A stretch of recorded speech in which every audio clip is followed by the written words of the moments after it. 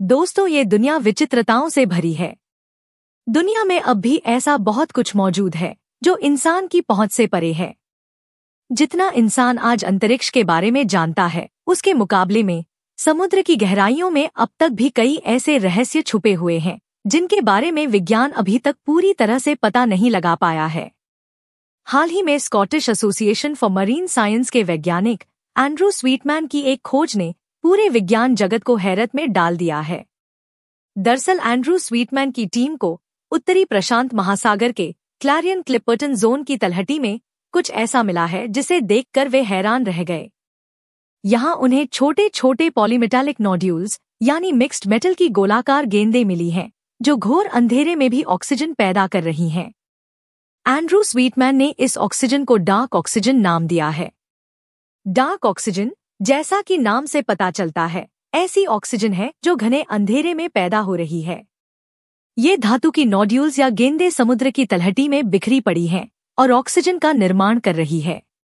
जो लोग यह नहीं समझ पा रहे कि समुद्र के तल पर ऑक्सीजन मिलने पर विज्ञान जगत इतना हैरान क्यों है, तो उन्हें बता दे, दरअसल अब तक माना जाता रहा है कि इस दुनिया में ऑक्सीजन गैस पहले से मौजूद नहीं थी।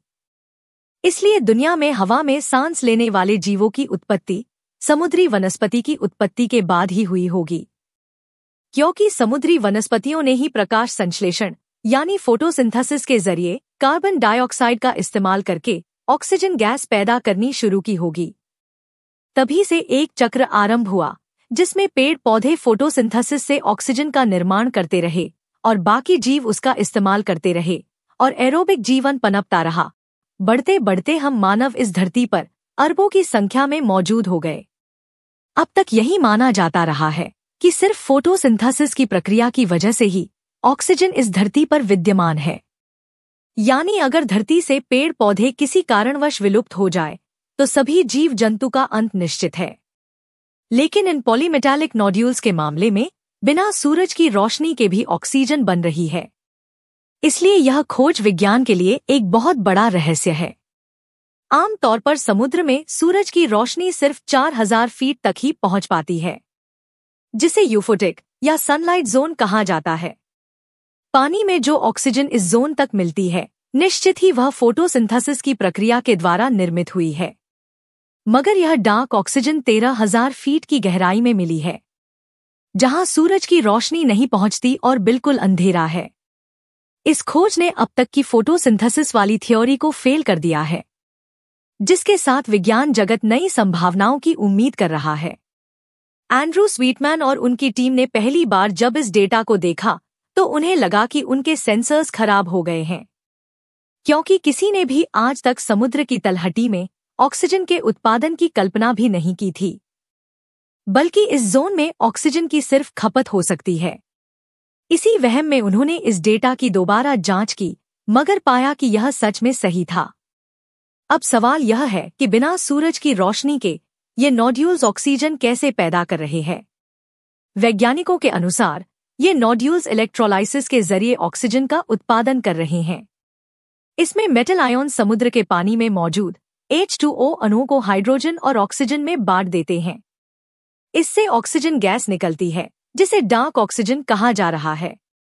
अब आप सोच रहे होंगे कि समुद्र के अंदर इलेक्ट्रिक चार्ज कहां से आता होगा जो इलेक्ट्रोलाइसिस प्रक्रिया के लिए करंट बना रहा होगा। तो आपको बता दें कि इन नोड्यूल्स के अंदर मौजूद मेटल आयन्स जब इलेक्ट्रॉन्स का बंटवारा करते हैं तो उसमें से इलेक्ट्रिक चार्ज निकलता है। ये नोड्यूल्स एक प्रकार की नेचुरल बैटरी की तरह काम करते हैं जो इलेक्ट्रोलाइसिस की प्रक्रिया के जरिए ऑक्सीजन का उत्पादन करते हैं। इस खोज के कई महत्वपूर्ण पहलू हैं, जिसने विज्ञान की अब तक की थ्योरीज को हिलाकर रख दिया है। सबसे पहले यह हमारी उस समझ को चुनौती देती है जिसमें हम मानते हैं कि ऑक्सीजन सिर्फ फोटोसिंथेसिस के जरिए ही बन सकती है। दूसरा, यह पृथ्वी पर जीवन की उत्पत्ति के बारे में एक नई बहस छेड़ सकती है, क्योंकि पुरानी अवधारणा के अनुसार जीवन के तौर पर सबसे पहले समुद्री वनस्पति आई, उसके बाद कोई और जीव। और तीसरा, यह समुद्री इकोसिस्टम्स के गहन अध्ययन और गहरे समुद्र में खोज की संभावनाओं की ताकत को भी उजागर करती है।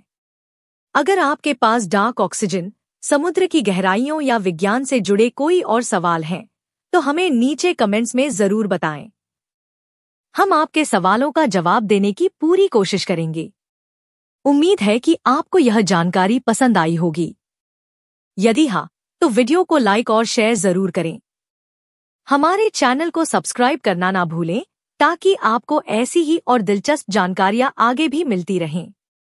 अब जल्द मिलते हैं एक और इंटरेस्टिंग और इन्फॉर्मेटिव वीडियो में। तब तक के लिए जय हिंद, जय भारत।